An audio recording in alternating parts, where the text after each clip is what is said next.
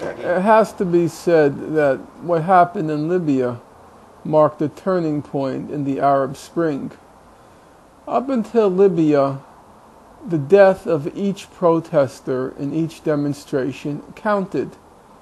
If one or two people were killed in Tunisia, if one or two people were killed in Egypt, it was a big news story. And that made nonviolent resistance a real possibility. But then what happened? Once things turned violent in Libya, there was a new threshold before the media paid attention to demonstrators' deaths. Now, unless tens or even hundreds were killed, it was no longer a news story, which basically meant that the Arab regimes, the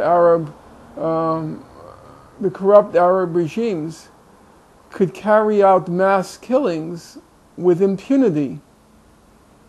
So that made nonviolent resistance virtually impossible, because you can't really expect that people will acquiesce to massive numbers of deaths in nonviolent resistance. Once the numbers start crossing the tens or the hundreds, there'll be large numbers of people who will say it's time to switch to armed resistance. What do you think about now Libya is under Security Council jurisdiction? I mean, they're under Chapter 7, 2 resolutions passed by the Security Council. Where does that lead to, Libya to? Well, there are a number of things to be said about that. The most obvious is that the same sorts of Security Council interventions should have happened in the case of the Palestinians as well.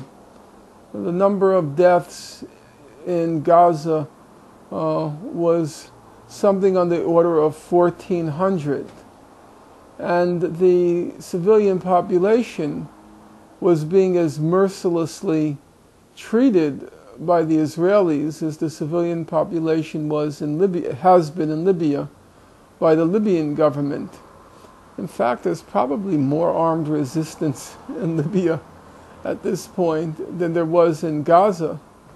So there is the element of the double standard, and the double standard is actually more pronounced in the case of Syria, but we'll limit ourselves to Libya. The other thing is that once it turned to armed resistance and armed force on both sides, the worst elements surfaced on the Libyan side, the resistance side, and they're basically just agents now of the Western powers. I haven't followed the most recent developments, but as of like a month ago, the head of the resistance in Libya, the armed resistance, was a former CIA agent, as far as most people could tell. He happened to live in Langley, Virginia. No, you don't happen to live in Langley, Virginia, if you're a Libyan. You live in Langley, Virginia because you work with the CIA. And these people are just now taking the orders of the Americans.